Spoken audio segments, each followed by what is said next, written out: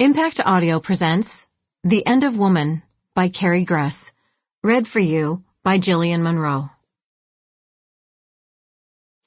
What you most want to find will be found where you least want to look. Jordan Peterson. Introduction: Vulnerability and Patriarchy. Sometime in the 1800s, a young English woman, Hester Vaughan, immigrated to the United States, lured across the Atlantic by a man who turned out to be already married. She found a job as a scullery maid and was raped by her employer.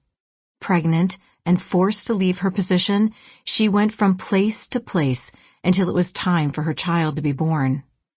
With scarcely a penny to her name, she paid for an attic room in a hotel with a broken window.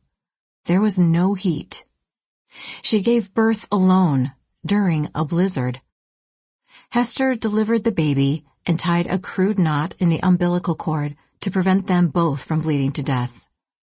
The baby then froze to death, its tiny body stuck to the floorboards. Hester was taken to prison and tried for infanticide. It is hard for contemporary Western women and men to wrap their minds around these dreadful kinds of stories. They come from a time when such incidents were all but commonplace. A woman was just a few fateful steps away from a life of destitution, prostitution, prison, or starvation.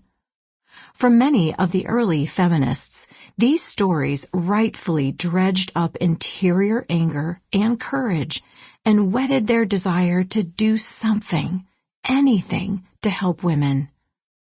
The woman's question was, and still remains, a question about the vulnerability of women. Although we may not see such stark examples of women's weakness in our wealthy society today, the vulnerability of being a woman has not gone away.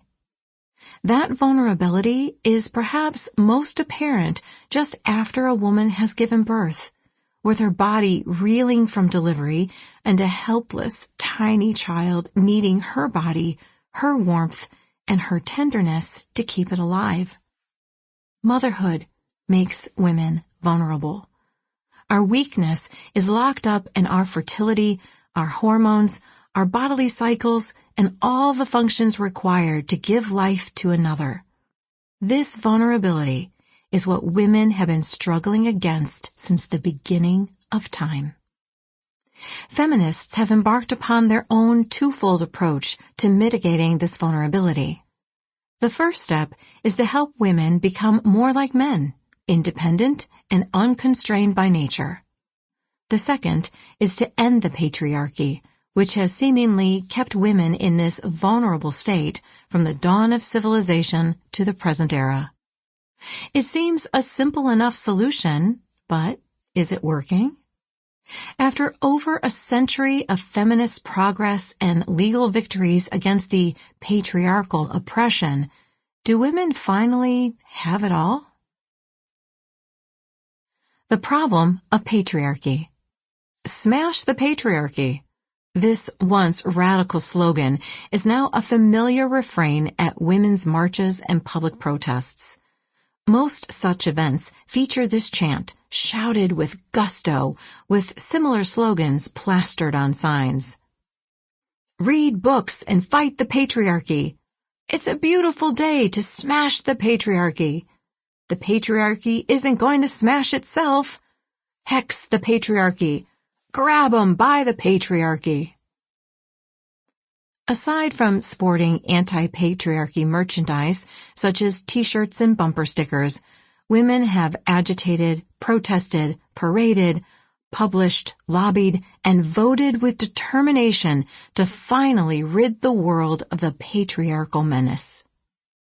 Merriam-Webster defines patriarchy as social organization marked by the supremacy of the father in the clan or family, the legal dependence of wives and children, and the reckoning of descent and inheritance in the male line, and broadly, control by men of a disproportionately large share of power.